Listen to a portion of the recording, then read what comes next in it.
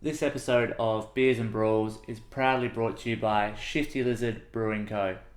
Amazing little brewery down in Wollonga, serving up awesome ice cold beers on tap. They also have a kitchen that has amazing burgers and chicken wings. If you can't get down to Wollonga, they have another venue in Adelaide CBD called Harddaysnigh, where they have all their beers on tap, plus they've paired up with a few other food trucks there. So, if you're looking for something to do on your next weekend free, get down to Wollonga or harddaysnigh, make a day of it, try all their beers, try their food, you'll love it, I love it, it's one of my favourite places. So, cheers. That's a good drop. Welcome to Beers and Brawls, the show where my guests and I drink beer and talk all things wrestling.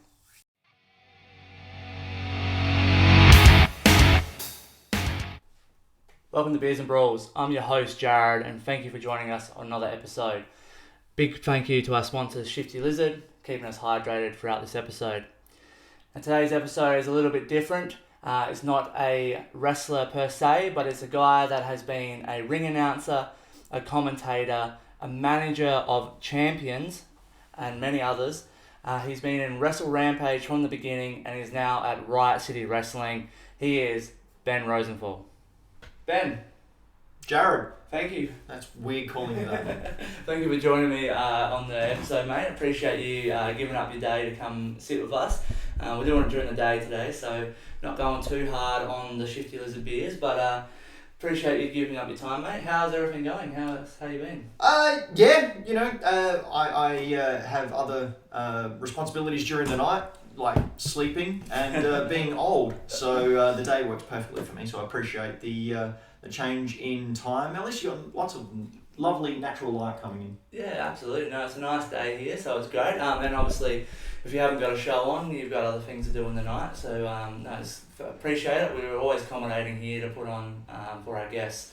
But recently just had the RCW Power Trip show. Mm-hmm. How did that all go for you guys? I think it was interesting, especially for me being, as you know, I came into RCW as Havoc's manager. Yeah. And of course it was his big 25th anniversary of being in the wrestling business, and he was facing Grim, who I also managed. So it was a real interesting dichotomy for me, just sort of seeing there and whether I liked it or not, being involved in the match. But yeah, it's quite humbling to see someone like Havoc, who I've known, as you mentioned. I was in Wrestle Rampage when it was known as EPW Adelaide, way back from the very, very first show. I was the ring announcer there, and met Havoc and Jag there, and just to see that I've known Havoc for over half of his career, and we worked out that out of his 25 years, I think I've been his manager for about 10 or 12. Oh, wow. So I'm very, because I was his manager over at Rampage as well for a couple of years. Just quite, without sounding too soppy, quite honoured to actually be, associated with someone like Havoc in Australian wrestling, who, let's face it, he doesn't like big upping himself. You know how he is. He's very humble, but he is responsible for so many of you guys coming through. Yeah, and absolutely. He's certainly a role model for anyone to look up to. Yeah, absolutely. And fans of the show would know Havoc has been on here, so check out that episode. You want to hear all about him. But as you said, now you're managing the old guard now. Yeah. Well, running with them. So I wasn't weird change there from Havoc to the old guard. How are you finding that? The start was good. So I was approached by Mr. Basso to sort of start recruiting people during my time off after I had an injury at the feet of Mr. Hayden, which is that infamous where I told Luke Hazard, I'm staying in the ring. That was after a Fringe show, and Luke Hazard had to announce that me knocked out in the ring. And as people were filing out, I heard them all around me going, what's he doing? Yeah, he's just lying the there. Lights came up and I was just lying down there. And I people lying in there. tapping my feet, and it got to a stage where there was I think it was a special needs person came up. And I could just hear in the background their carer or someone saying, no, he's all right, come on, we got to go. I was sitting there thinking, oh, what am I going to do here? This kid's like worried. So I like pretended to come out of it. Just and then thankfully Tyler Daniels was there, and he sort of like just grabbed me and pulled me out the back. Yeah. But yeah, just fun. Wrestling's about having fun, especially for me, who was never brave enough to actually step in the ring. Yeah. I can't do what you guys do. I never could. But the fact that I get to interact and have that little bit of fun, for me, that's what it's all about, entertaining. Yeah, absolutely. That's the key. That's what we're out there for. So, no, it's awesome, man. You did step in the ring, but we're going to talk about that a little later. I'm going to get into a bit of our questions now. Mm-hmm. Obviously, we're going to change them up a little bit from our normal ones that you guys are used to, as you're not a full-time wrestler. But we're going to hit it with first question. Who is Ben Rosenthal? What's he all about? So Ben Rosenthal, or Benjamin Rosenthal, is all about getting up in the world, taking the next step forward. He wants power, he wants control. It's all ego-driven.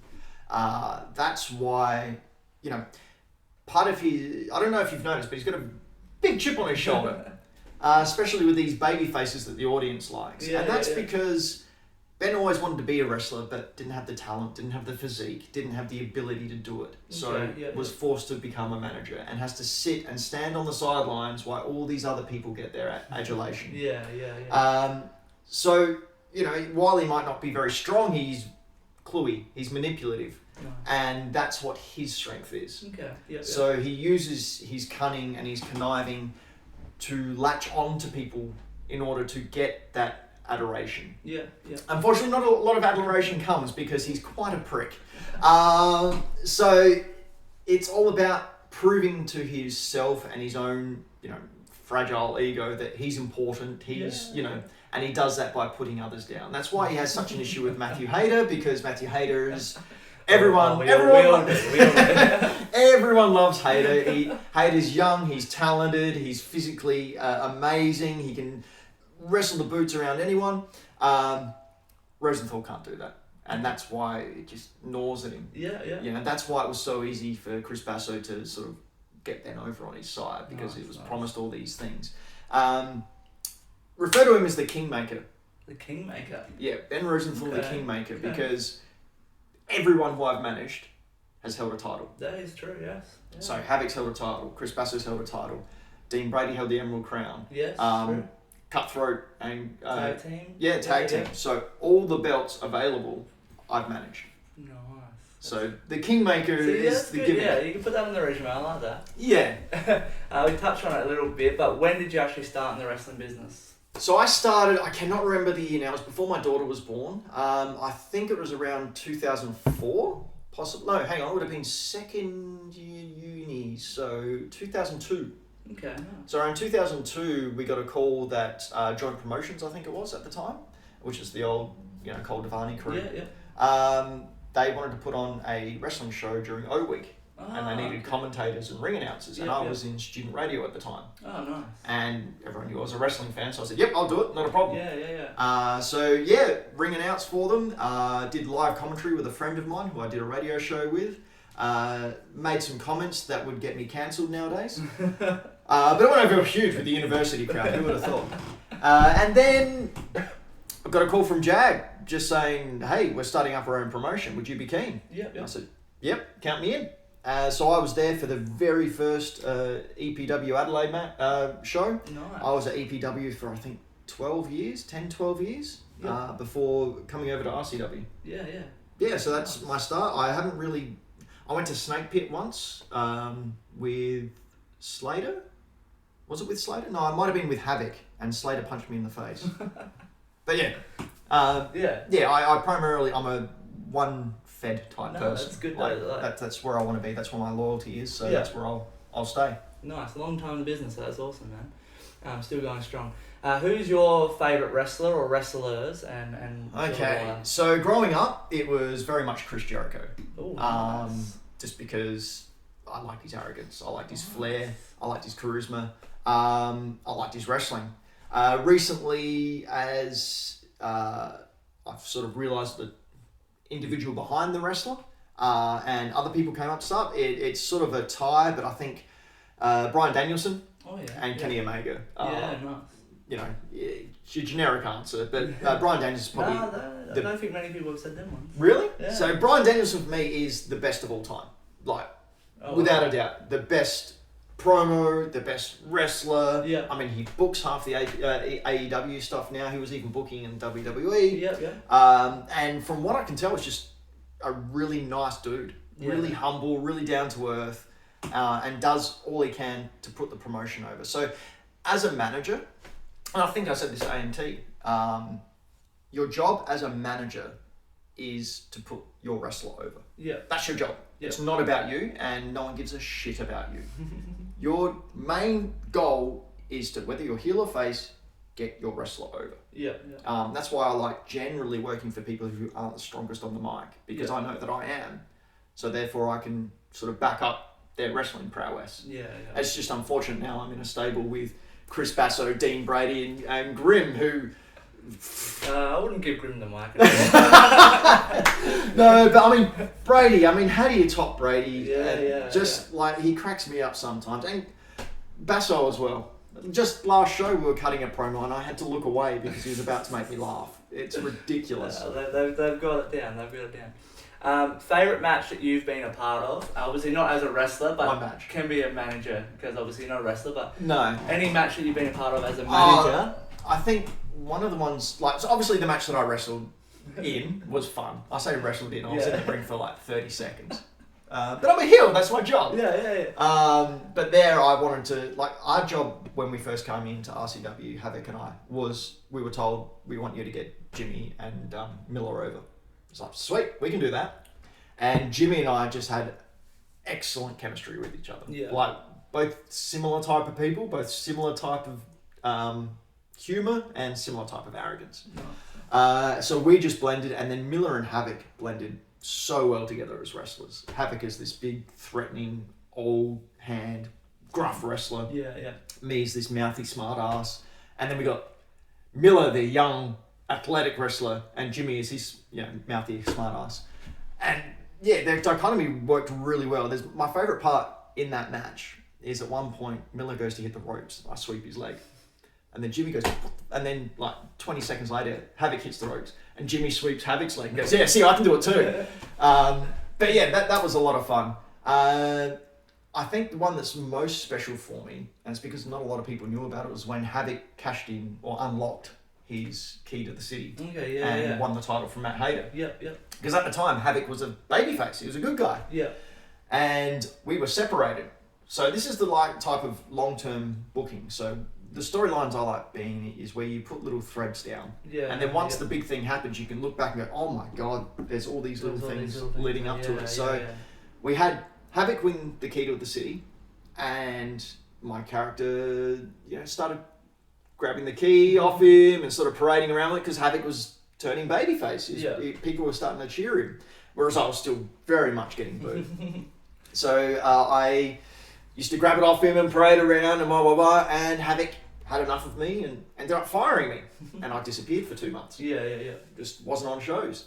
Then I had a promo come up at one point where Havoc won a match. It was just me applauding, and I said, oh, well, blah, blah, blah, congratulations. I see you've still got the key, but just remember that key's the key. And he's like, what the hell? What does that mean? I can't remember what show it is now, but Hayter wrestled Nick Armstrong, won the match for the title. It was at the Arca Yep. Havoc came out just to let him know he was cashing in next show. What people don't realise is throughout that show there was a cameraman there. This is just out of the pandemic. So a cameraman with glasses and a hat and a face mask on. Yeah. And a big black jacket filming. And that person was filming the whole time. And then out on the stage, Matthew Hayter came out and he stood in front of this cameraman holding the camera up like this. And then followed him into the ring. And then Havoc announced that he was going to challenge him next show. And Hayter, of course, mouthed off as he did. So Havoc held up his key. Hayter held up his title. As Hayter held up his title, this cameraman drops the camera, runs around, low blows him. And my favourite part about it, if you go back and watch it, is I don't know how I did it. I just remember Havoc saying, make sure you take off the disguise as quickly as you can. Yeah. I went, unzipped my, one of these, a hoodie, managed to unzip it, As I was unzipping it, dropped my shoulder so that fell away, got my mask, my glasses and my hat, and it all came off in one swoop. Well, that's great. Well done. Nice. And because I had my costume underneath the trench coat, it made me look like I was a lot bigger than I was. Even to the point where Joe Greco, I was standing next to him in the audience. He didn't even know who I was. Wow. And we purposely didn't let anyone know that it was me, just so we could get that. And of course, Havoc winning the title, which is something that was long overdue. Was just very special as well. And he went on to have a good 6-month long reign. Absolutely. With some triple threats and some real. He had the Flaming Tables match with Hayden just after it. I cannot praise the man enough. Yeah, absolutely. No, that's awesome answer. That's good, man. Most embarrassing moment you've had in the ring? Oh man. Okay, part of Wrestle Rampage. Here we go. Part of Wrestle Rampage. We at the time had the contract to perform at the Royal Adelaide show. Okay, each and every night. My God, that was a drag. And I was the ring announcer. And I remember there was a match with, I can't remember, it was probably Jag, because I remember Jag being in the ring and looking at me in a very disappointed manner. But I was ring announcing, and Jag had the title, and I think he was up against Chris Weiss. And Weiss was winning. Okay. So it was a non-title match. Right. And he stressed to me, whatever you do, don't announce the title match because then I have to drop the title to Weiss. I said, yeah, not a problem. The following match, the following title match. I was like, oh shit. I looked over at Jag and he shook his head and went, is a non-title match. And Jag lost his shit. So even to nowadays, if you go up to Havoc and go, the following title match, you'll start laughing because the following title match is a non-title match. I actually said that. Wow. Unfortunately, no recording because it was at the Adelaide show, but I didn't live that one down. That's good. What are your current goals in wrestling? I would like to be able to get someone like Cutthroat and help him rise up the ladder. Again, he's a great athletic looking dude. One of the young guys coming through. I'd like to, either him or someone like that, I want to help elevate them up. I want to help with their promos. As I said, there's not a lot to me, but I can talk. I can connect with the audience. I can get them to boo me. I can get them to cheer me. It's been 12 years I've been a heel, but I'm pretty sure if I wanted to make them cheer, I could manipulate my way around that. But yeah, it's helping guys, it's helping the story move forward, it's helping the promotion as a whole grow forward. So if I can help in any way to get RCW and the younger wrestlers on a more international level, I'll do everything I can to try and make sure that happens. Yeah, awesome. If you were to have one more match, and it was a stipulation match, whatever, what kind of match would you like to compete in? I don't know, because I can't wrestle, so it'd have to be a garbage match. Just make out you could wrestle. That's what you do, right? Yeah. Exactly. No. If you had a dream that you were a wrestler, what match would you love to compete in? Submission match. Oh. Yeah. No. Submission match. Different. Because nothing to me is more. I like the psychology of matches. This is something that Bronson Reed was exceptionally good at. The psychology of his matches. Like you watch Bronson Reed wrestle, especially the old Wrestle Rampage type stuff.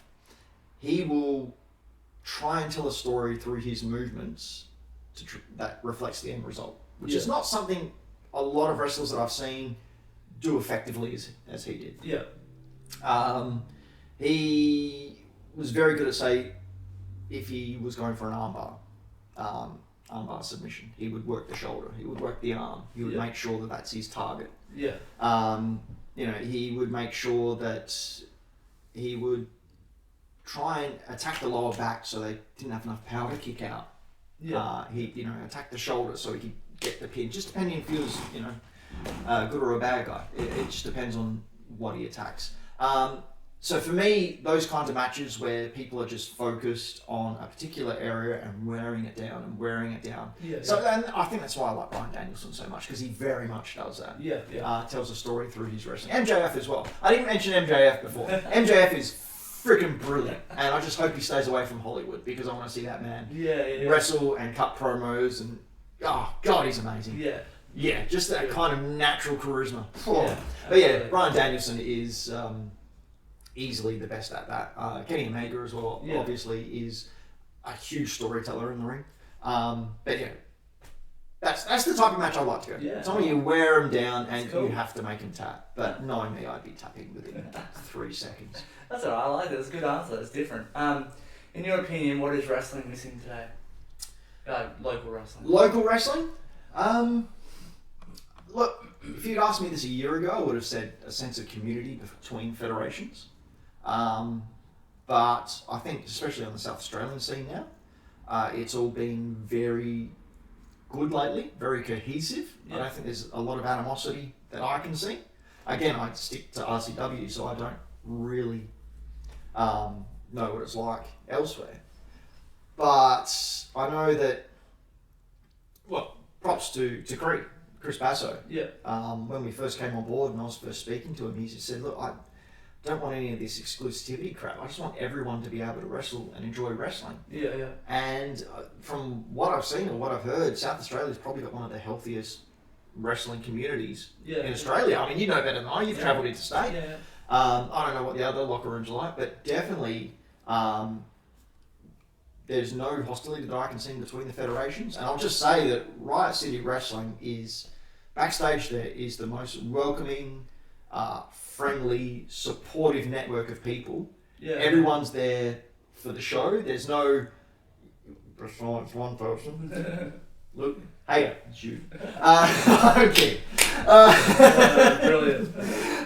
No. Honestly, everyone there is just wonderful. I was on the verge of leaving wrestling for good before I came over. Until I spoke to Sean Fuster and Havoc and came over with Havoc when I did. And just the professionalism, the friendliness, the caring, the loving within that whole community has made me stay on. And here I am almost 6 years later, still heavily involved and trying to do everything I can, because everyone's just out to help each other. That's how it should be. That's how it grows. And I honestly think Riot City is on the verge of being noticed more so on a worldwide scale. Obviously, we've got Rhea, who came from Riot City. We've got Delta, who's just gone. We've got Nick Armstrong, who's trained with Lance Storm. And, we know these people watch the product. We know one wrestler in particular who watches the product because they borrowed a little bit too much of a gimmick from one of our guys. I'll let you watch which member of the WWE did that. But the first thing I did was message that person and just go, so how does it feel to have your gimmick stolen? Oh wow, nice. I like that answer. Now, Riot City obviously is the place you're at. Now I need you to take off your old guard hat just for a second. In your opinion, who are your top 3 wrestlers in Riot City? That's a hard Can be wrestling, promo package, whole thing, whatever. Your 3 for top favourites. Okay, I'd say, and this is the old guard hat off, Dean Brady is, without a shadow of a doubt, the complete package. The way that guy has reinvented himself in the past 2-3 years. So, when I first got there, he was very much this blue chipper type character. Then, with Delta coming in and him becoming this Big Lebowski type character, I thought that was amazing. And the way he's naturally evolved, the way he thinks about his storylines, his whole thing with Delta. I didn't get to mention that, but I was involved in Delta's last match in Australia. And that's a huge badge of pride for me. Even though I did stuff it up. I'm very, very fortunate to be there. But Dean Brady, absolutely 100% is, he's the future big bad of Riot City. I can tell you that right now. He's just gold. Who else do I think? I really like Nikki's work, Nikki Fortune. Nice. I think the way she moves around the ring, I think she's got a real quick sharpness about her. Like every movement is done to get somewhere. and to do something. I think she's doing really, really well there. She's over in Japan at the moment. Yeah, and, I wouldn't be surprised if someone from Japan sort of tapped her on the shoulder and her and Zach went over there for an extended period. Man, I've got so many favourite wrestlers, but I'm just going to have to say Havoc. Yeah. Just because he's Havoc. Like, everyone who you talk to who's wrestled to him, like, they comment. It's like, Havoc and Grim are the two of the easiest wrestlers to work with. They're both working each other. And, I mean, the match came out last night. I watched it back and brilliant. Havoc doesn't get enough props. I mean, he's already pretty well renowned and pretty well decorated, but in my opinion, he does not get enough props for what he's done, what he does. He's talking about hanging up the boots soon, but he's got more fire and guts in him than a majority of the roster. So Havoc is probably top of my list. That's awesome. I love that answer. And as you said, there's so many great talent there at Riot City, so it's hard to pick three, but I reckon those three are a very good top three. So that brings us to the end of our questions. So what we're going to do now is we're going to get some photos fired up of your career. Right. Your wrestling career. My wrestling And we're going to have a look It's going to be a short photo segment. Alright, we got the photos ready. Are you ready? I hope so. Let's do this. The timeline may be a bit out, but we'll do our best with what we got. So starting with number 1. Number 1. So, this is a while ago because I have hair. So this was in my general manager role at Wrestle Rampage. Ah, there you go. I always... So, I don't know if you've noticed, I wear kind of obscure clothing when I'm out in the ring. And this one here was, I needed a gimmick change and it was really hot. So I thought, I guess what my character wears, rolled up sleeves and a vest now. My whole ethos behind what I wear is I want people to look at what I'm wearing and just go, what a fucking asshole. What are you wearing? You stupid prick. Why are you wearing that? If I can get heat from just wearing something, then, it's tick. Mission accomplished. Nice. Oh no, I've seen what's coming up. You're ready to go. Oh dear. So this was one of the very first... this might be the first EPW Adelaide, which is now Wrestle Rampage show at Cosgrove Hall. Nice. That's me in the middle there. I can't even remember what this match was, but a lot of fun memories of that time. I was actually pretty happy when I heard that they were going back to Cosgrove Hall. Yeah. It was a dingy old place. Out the back was awful, but loved every moment there. Nice. It's a cool little setup. Here we go. This is the Brotherhood. So you can't see there, but that's Havoc behind Damien Slater. Oh, okay. Yep. Right. So we were actually on Wrestle Crap for this stable. The Brotherhood, and I was called the Banker. The Banker. So as you can see, I've got a suit on, a nice jacket, wearing Converse. Nice. And of course, it's a little bit too big for me. We got Havoc there, we got Slater. We got Chris Weiss, who I don't know if you've seen recently, but he's kind of big news over in Japan. Okay, yeah. And he's a tank. Like, he's big there. He's like 3 times the size now. Yeah. This was, funnily enough, at Titan Arena, a big arena spectacular that we had, and that was us against TMDK. Oh, nice. Nothing like cutting a promo in the middle of the ring against a bunch of wrestlers who have now been or are in WWE in front of 1,000 people, telling them how shit they are. So we had, what did we have? We had Bronson Reed was there, Robbie Eagles was there, who's AEW. Yeah. We had Elliot Sexton, who's Duke Hudson. Shane Haste was there, Mikey Nichols was there, and Jag was there as well. Jeez. So I'm pretty lucky to have managed the amount of people. And there we go. I've managed someone who's held the Australian National Championship. True. At that time. So Kingmaker, coming true. Who's this dude? A fan? No, that was Trav. He's not in the gig anymore. He was another little Gollum type character. Yeah. He was a friend of someone's who just sort of latched onto the group. Yeah. And I was like, oh, okay, cool. Incident, the best payoff. So with this one, I always used to pick on him. We had a cage match at one point, and it was a cage match. And as I was against Bronson Reed, or Bronson Reed was in there. Yeah. And Bronson Reed just started attacking someone. And as we were running out, I just grabbed him. His name was Trav. Grabbed Trav, pushed him over in front of Bronson Reed so I could get out. And I thought, yeah, it's little character things like that I like doing. Yeah. And then I remember the payoff for the Brotherhood versus TMDK storyline was a ladder match. And I was on the outside and they were all in, TMDK was in there. I got the mic on the outside, grabbed it off Hazard or someone and said, whoa, and everyone started booing. No, started stomping up to the ring. Let me just say, before I turned around, boom, super kick straight from Bronson. Out cold. He had to drag me to the back, and I remember him hearing, as he's dragging me, going, bloody hell, you're heavy. Oh, that was fun time. Oh, nice, I love it. Yeah, there's a reason I'm not seen without my shirt on much. Look at that. Yeah, this was, it was done as a joke. It was done as a gag, because at the time, Balls was massive. Yeah. He was eating broccoli and chicken, and that's it. This is just after he got back from his 01 Japan tour. And I just thought it'd be funny to see the dichotomy between us. And as you can see, ripped Balls and me with my man boobs out. So, good time. He was huge. He was just on here not long ago. I did see, yeah. Again, this is the Brotherhood. Me managing good old Havoc. My best bank teller attire. I mean, you can see how fit Havoc is now. Oh, it's like, amazing. The transformation is 10 years ago. If you look at him there, he's still got a bit of pudge on him. Yeah. But like now, he's just an absolute unit. He's better than ever now. But even there, you can see the old hairline receding. I should have known then I needed to get rid of the damn stuff.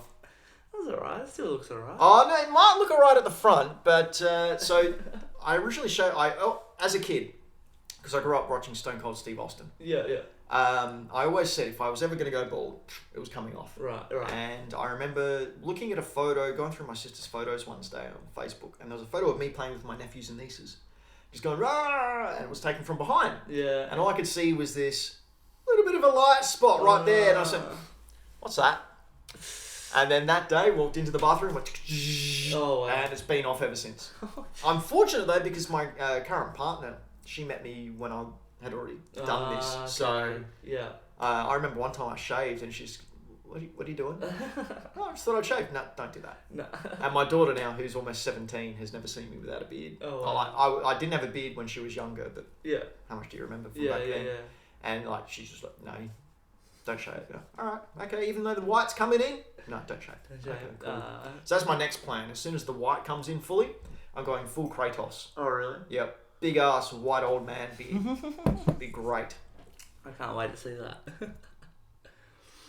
Again, more Brotherhood. So this little mask here. There you go. You can see me with that facial. This is my David Tennant phase. This is where I thought I looked like David Tennant for a while. So I got his haircut and I got his big mutton chops down the side because I wanted to be the Doctor. Oh, wow. And funnily enough, Jimmy's Vanessa, came up to me 2 or 3 months ago and she goes, I finally realised who you look like. And I went, oh yeah, who? And she goes, David Tennant. Yes! I'll take that. Look at that absolute champion. Long-term storytelling right there. That's right. Even with a bald head and a stupid beard, I still look like David Tennant. Anyway, this was Anarchy. And I'm very proud of this because his reveal was one of my ideas. So I pitch a lot of ideas. And I told Creed when I first started, I was like, I'll just throw ideas at you. I don't mind being told no. Because I'll just boom, boom, boom. But to his credit, a lot of my ideas he's taken on board. Nice. The name Old Guard was mine. My pitch to him. So Anarchy was a masked wrestler who was a part of the Brotherhood. And at the time, we were feuding with Robbie Hart and Damian Slater. Yeah.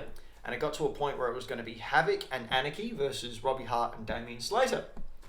However, before the show, and you may, this might sound familiar, there was footage released of Slater passed out in the back. He'd been attacked by the Brotherhood. So Robbie Hart said, I don't give a crap. I'll fight you anyway. So it was Havoc and Anarchy versus Robbie Hart. Basically a 2-on-1 handicap match. Midway through, Robbie's wrestling Anarchy. Whips off the ropes. Comes and gets him. I think he got him up for a suplex, but Anarchy flipped out of it.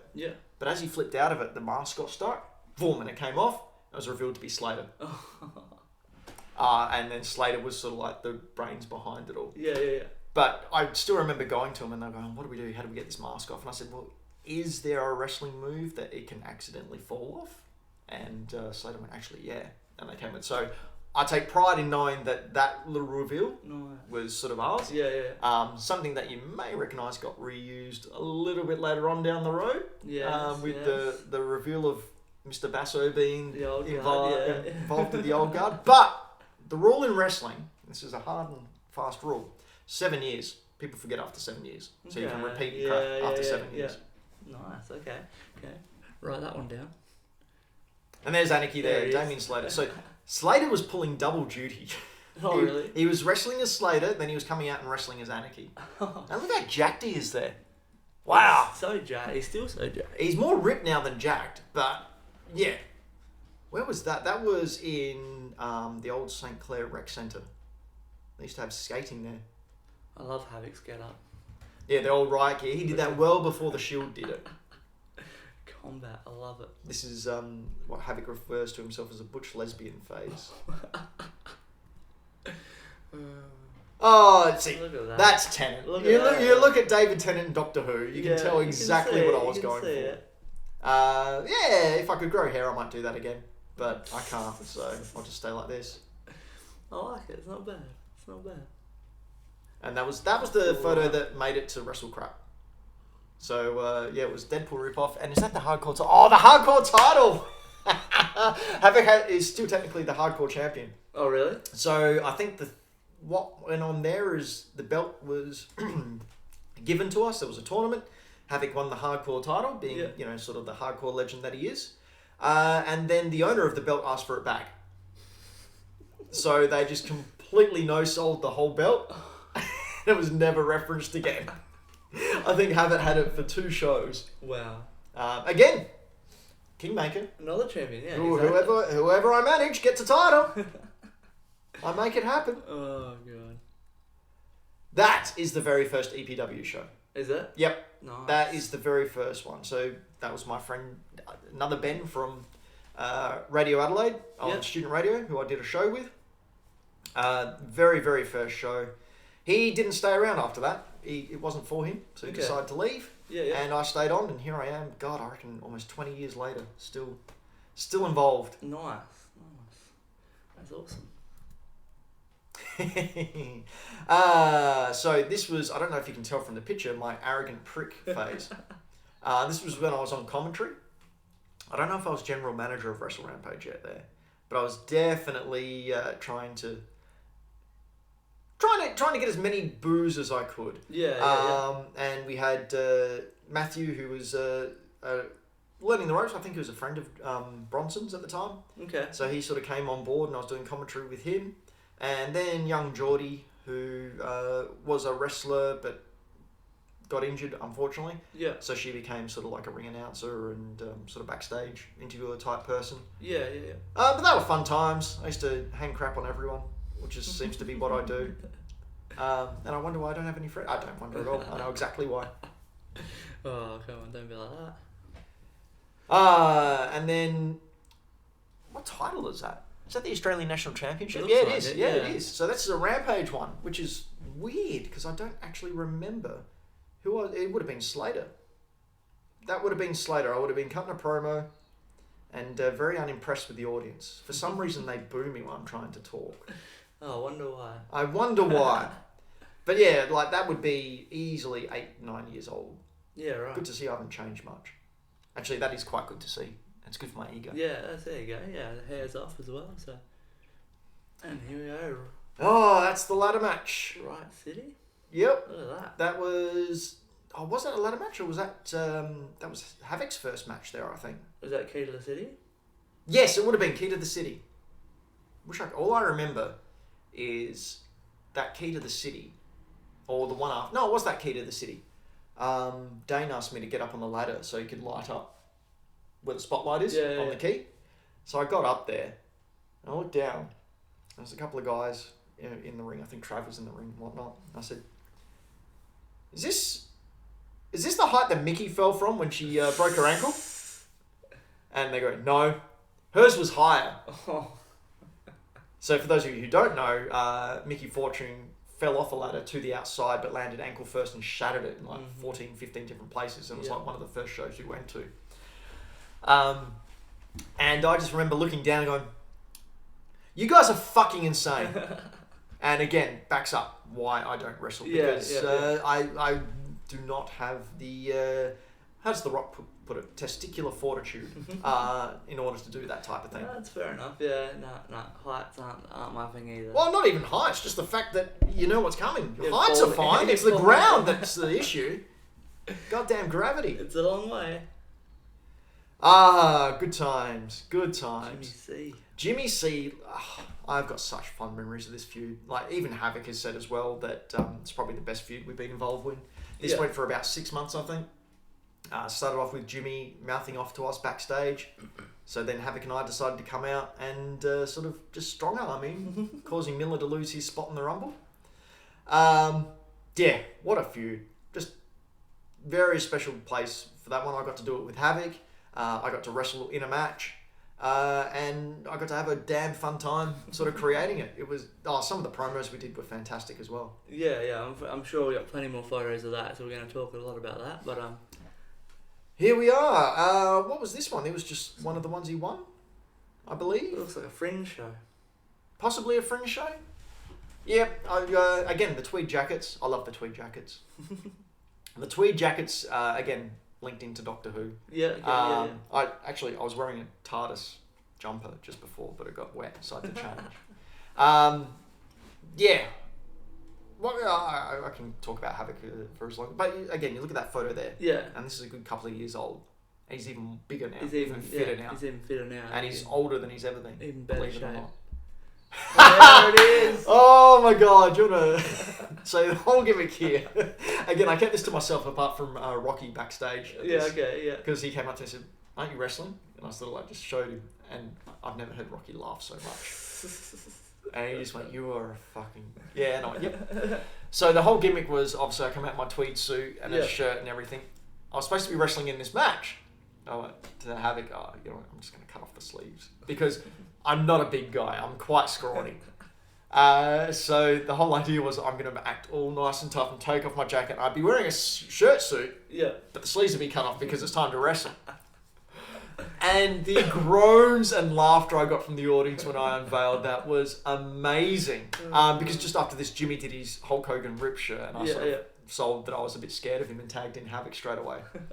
But I like doing things and keeping it secret so I can try and get him in the ring. So I can try and pop him in the ring. I mean, Jimmy was aware that I was doing it because I didn't want him sort of breaking character. Because we were both soiling ourselves because there was so much to remember for this match. But they did great.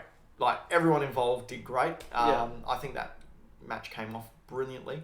I only made one small error when I went over and tapped Havoc on the shoulder. I went, yeah! And it wasn't supposed to be a tag. And he just looked at me and I went, oh. And like referee Michael Kent, fortunately enough, knew it wasn't supposed to be a tag. So as soon as he saw me do it, he sort of got distracted and looked elsewhere. And I was like, oh. And then tagged Havoc back. He just sort of looked at me and shook his head. Oh, shit. And there we are, that's moments later. Oh God, look at that pencil neck geek. Look at him. Oh God. Good get up, I like it, the jeans and all. Havoc's Open Challenge. This is when he had the title, wasn't it? My idea there was I'll look really, really smug if I can unhinge my jaw and put it on the other side of my face. Again, it's all about, when you're a manager, it's about not about you. It's about doing everything you can to make yourself look ridiculous so your wrestler looks strong. Yeah. So that's what I tried to go for there. I think I'm serious, but you look like a fucking idiot. But I got Havoc who has my back, so no one's going to do anything. Yeah, exactly. And I know that Havoc's got my back. So, that all came together well, I think. Oh, I like it. It's a good photo. And we were talking about this before. Oh, this is actually one of my highlights. I love doing this. So the lead up to it, I told Hazard, I'm staying in the ring. And he went, oh, all right. And I told Hayter, I'm staying in the ring. Yeah. And sure, I got super kicked. That was actually, if you go back and watch the video there, I'm actually really impressed with Hayter's timing. I mean, he doesn't pull his kicks, but I'm really impressed with his timing. Because we tried to redo the whole low blow thing. Yeah, okay, yep. But so he and Havoc were facing off in night one of the Fringe, and I sort of snuck around without Hater noticing. Ran under, went to low blow him again, and Hater caught it. Yeah. And I went, and he stepped over and went, ha ha ha, nah. And he was going to hit me, and I just sort of like begged off, no, I'm sorry. And he went, it's okay. And I went, oh, thank goodness. And I turned around and went, oh, phew. And as I turned around, boom, super kick.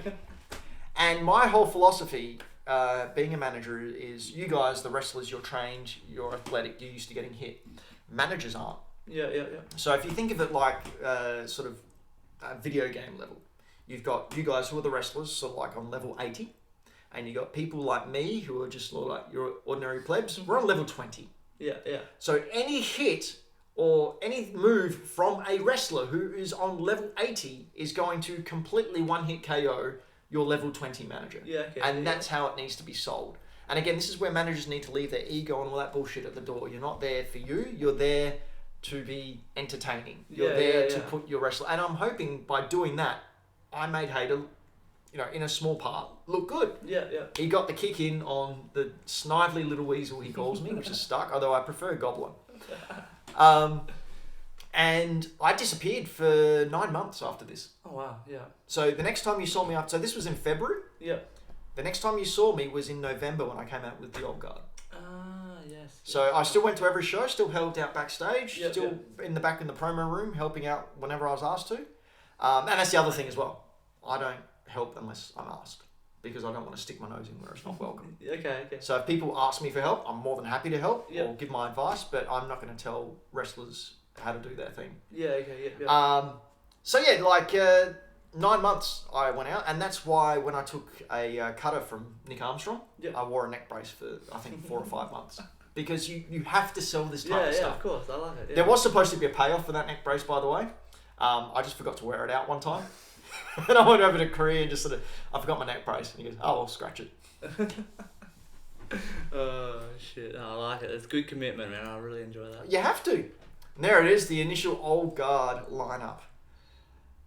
That was good. I liked it. It was a good reveal. Apart from Cree splitting his pants. I just remember why he was beating down Hater. I just went up to him. Yeah, your pants are split. And he goes, I know. And then I was supposed to get his jacket and put it on him, but it got thrown outside the ring. So I went over to the outside the ring, and bloody Banjo's laying on it. I went, I can't go down and get it, can I? So I just sort of mouthed off. For this, the masks that we came out on was a gimmick that we were going to continue on. Okay. And the only reason it didn't continue on is because we just forgot to bring them half the time. And then, of course, the Old Guard's not known for its availability. I don't think there's been a time where we've all been together. Yeah, right. No, it was a good reveal, good story. I love it. It was good. And the tag team title. And this is what I'm talking about, the little things I put in. So we all know now that Nick got eventually booted out or chose to leave. And if you go back and look at all the promo photos from that age, I'm always side-eyeing him. Okay. Because I didn't trust him. I didn't like him. He was always complaining. Yeah. So, again, if you go back knowing that Nick eventually got booted out, you can see, Rosenthal was clearly signaling that he wasn't into that. And it's just a reward, I think, for long-time people or people who watch it. Begin to pick it up. I remember seeing online when I was revealed to be sort of like, at then what people thought the Old Guard was mine. They didn't realise that Chris Basso was behind it all. Online, people were just going, I told you it was him. I told you he's coming back to do that. I knew it. So that's pretty good that people are investing in the character that much and just trying to second guess me. But you never will, because I'm much smarter than you. No, I love it, man. It gets the people invested. I can't even remember what that was about. We obviously lost, and I was trying to... Cutthroat's been sprayed. He's been sprayed by Zach, I think. Just look at those abs, bastard. So, that's another thing I try to do as a manager. I'm 6 foot. I don't look at it because in every promo when I'm standing with Cree or Havoc, I purposely squat so they're taller than me.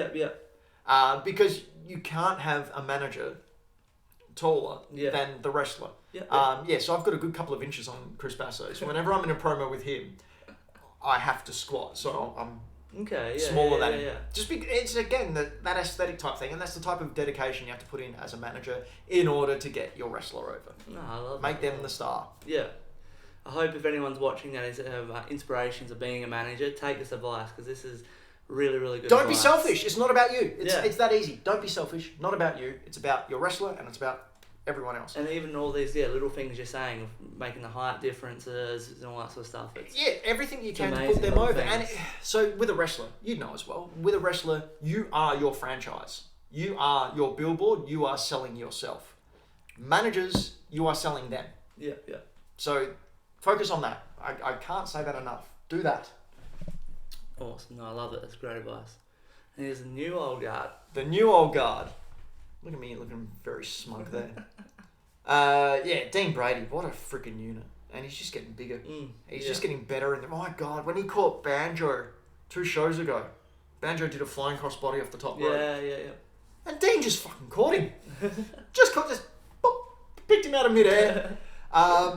Super talented. Super talented. He's I can't say nice things about him.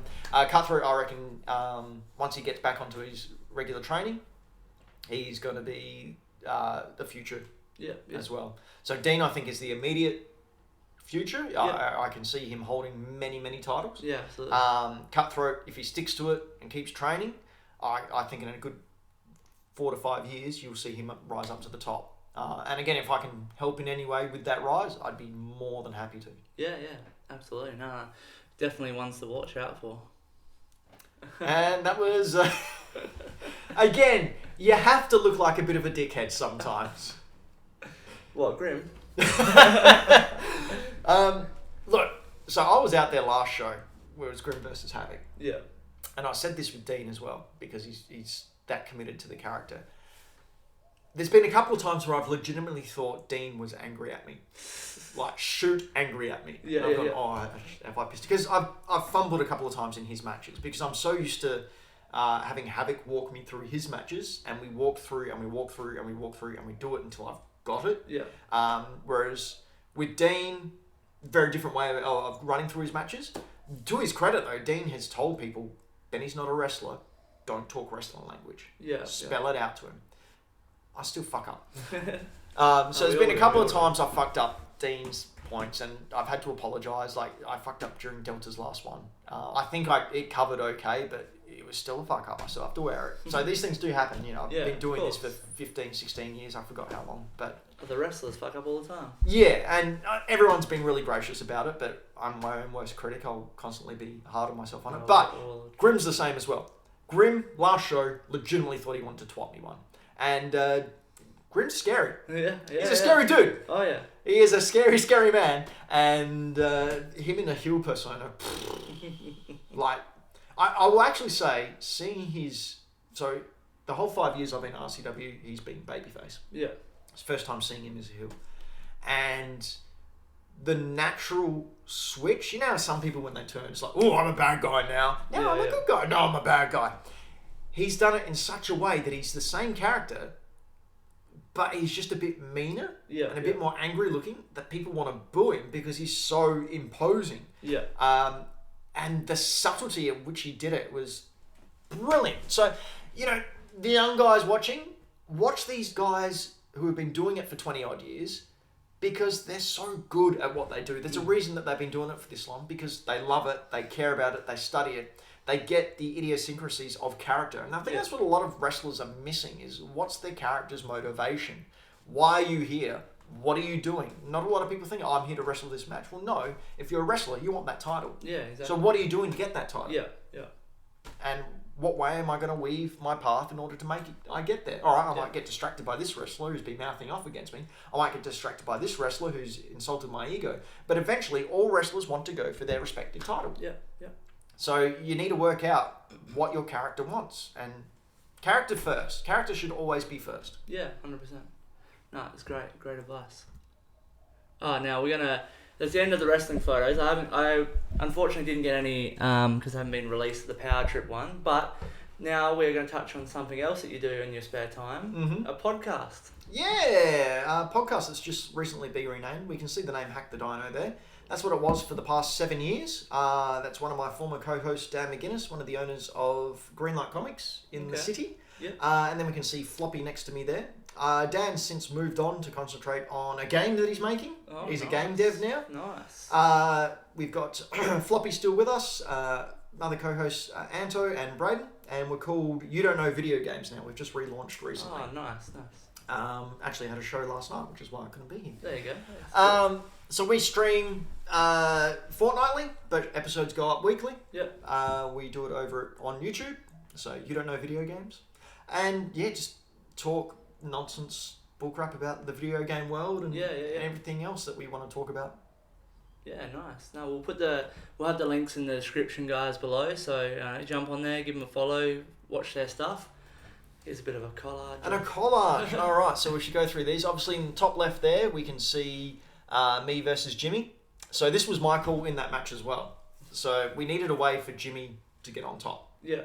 So I said, all right, because as you can see in the bottom left there, I actually do martial arts as well. I do karate. I'm a 3rd Dan black belt in Japan Karate Association. Nice. Also an accredited judge, instructor, and examiner now. Just recently got my examination license, which means I can give people belts. Oh, wow. Jeez. I teach a class every Monday, and then I do my training. I was at training this morning, and currently gearing up for the World Comps in 2027. Sick. So, yeah, anyway, recovering from a punched rib. That was fun. Yeah, one of these, straight in between the ribs. The old Matt Hader special. Yeah, it's called Ippon Ken in karate. And what you do is you aim for the solar plexus. Boom, straight in.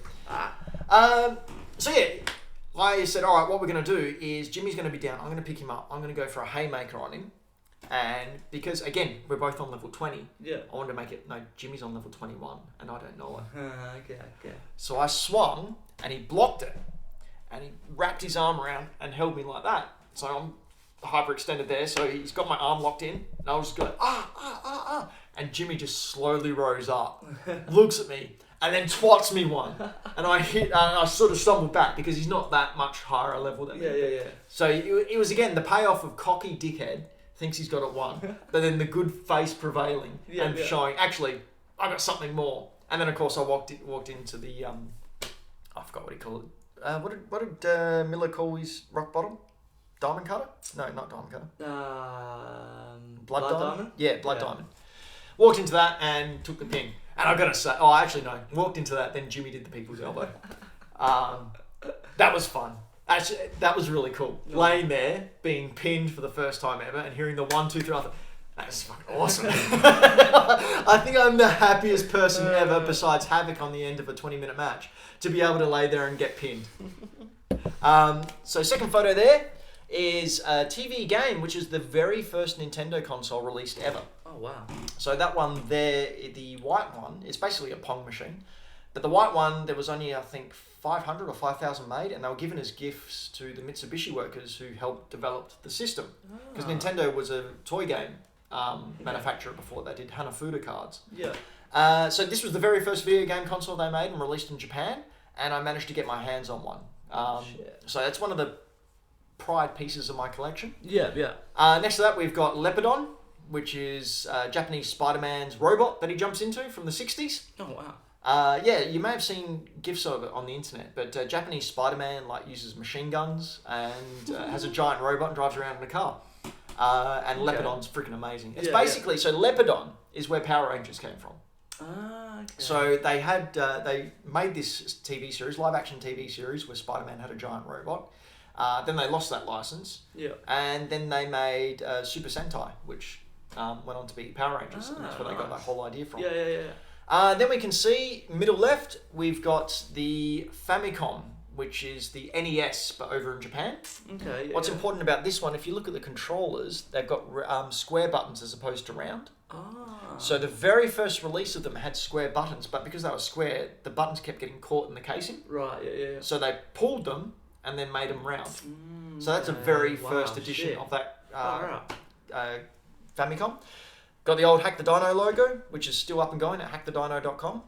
So we're still known as Hack the Dino. It's just that we don't know video games. Yeah, no. Next to that, on the right-hand side, we have got... I've been in 2 video games.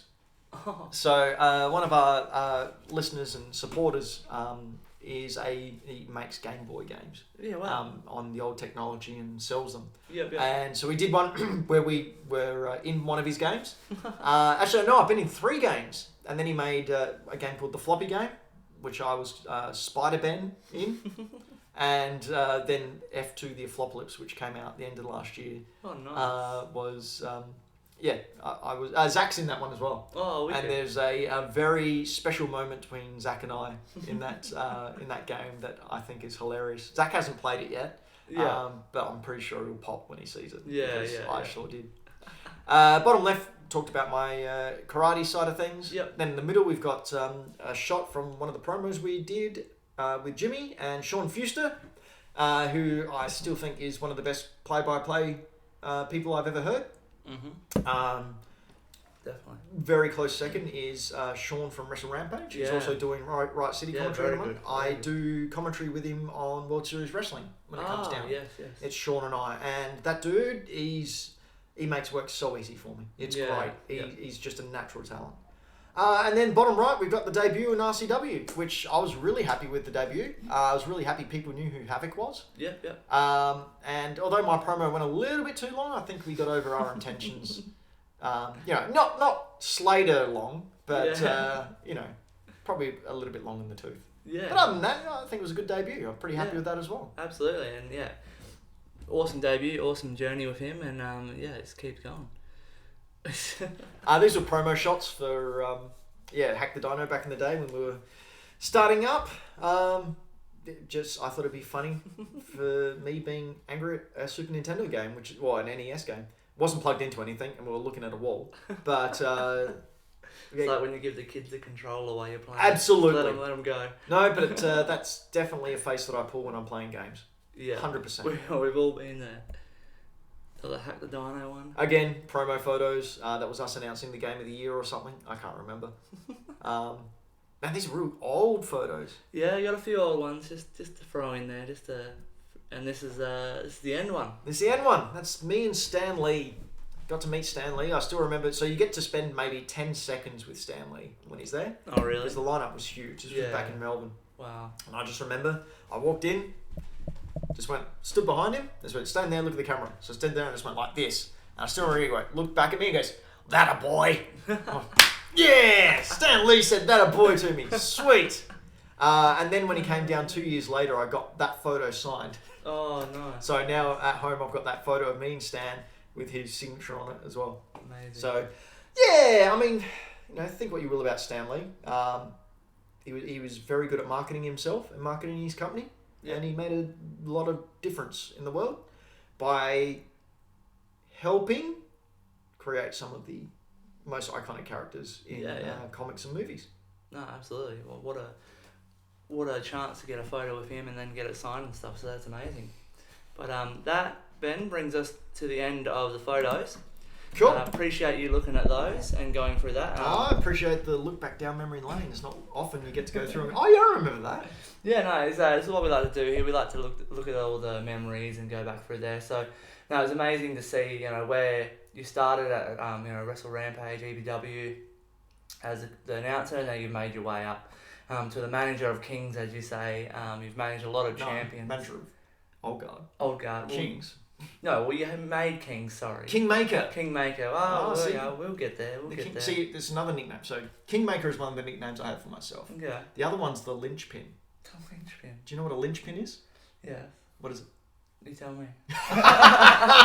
So a linchpin, say you got a construct, like a stage. Yeah. And you've got one pin that holds the whole lattice work. That's called the linchpin, because if you take that, everything falls down. Okay. So I'm the linchpin because I'm the most important part. If you take it out, everything falls to crap. So they're my two characters that I've had. Okay. Not that I've ever said those names, but that's what I call myself. Well, now when this drops, everyone's gonna be using those. So. Yeah, it'd be nice than Oi Dickhead. Which is one I hear all the time, even though I ask them not to. Yeah, well, Matt Hayter's not going to stop saying that, so... Oh, Hayter's allowed to. He's earned that right. But no, I appreciate you going through them. It was awesome to look at, and it's awesome. It's going to be awesome to see what you do next, obviously, with the Old Guard. They're just getting cooking, so they're going to be here for a long time. Obviously now they've added Grim, so it's going to be awesome to see what happens next. What a stable though. Like really. It's a bit rigged, but... You've got Grim, you've got Brady, you've got Cutthroat, and you've got Chris Basso. Like, come on, man. It's a bit of a cheat code, mate. Cheat code? They're all massive units. It's a cheat code. How's going to stop that? So. You can't. It's oh man. See, again, this is who I get the best of the best, and I put them together, and we're all gonna just rule forevermore. No. And I'm in the prime position to rule them all. Definitely. See, I don't even need to be a wrestler. Manipulate kids is the way to get ahead in life.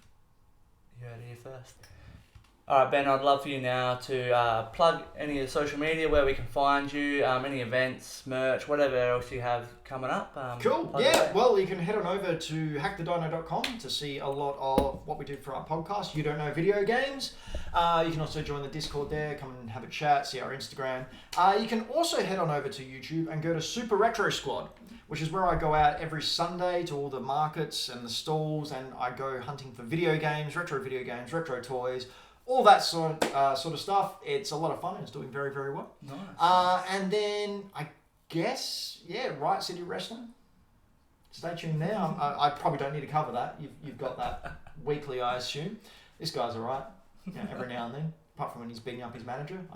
Do not encourage people beating up their managers. I'm really against it. It's a real bad time. That was a good time. But no, so definitely all the links, guys, will be in the description below. Get on there. Subscribe to everything, watch what Ben's doing. Obviously, keep up to date with Riot City, but check out his video game stuff because there's some awesome content on there. And just like we saw in a couple of pictures, some of the retro stuff that he has is amazing. So go on there, check all that out. Keep following Riot City. Keep up to date with what the old guard's doing. You don't want to miss what they have coming up because this is going to be an awesome ride, I hope. But hope no one gets hurt. So I do. But other than that, appreciate you giving up your time, Ben. Thank you. Here. It's been a great chat, and I look forward to what you got coming up next. Brilliant. Thank you, Jared Shaw. Thanks for joining me on another episode of Beers and Brawls. Another huge thank you to our guest, Ben Rosenthal. It was awesome to hear about his journey. And like we said, he's only just getting started with the old guard. It's going to be an awesome ride to watch them. But as always, guys, follow Ben, follow Riot City, get around your local wrestling, get around our sponsors, Shifty Lizard, give us a like, subscribe, all that sort of stuff. Until next time, cheers.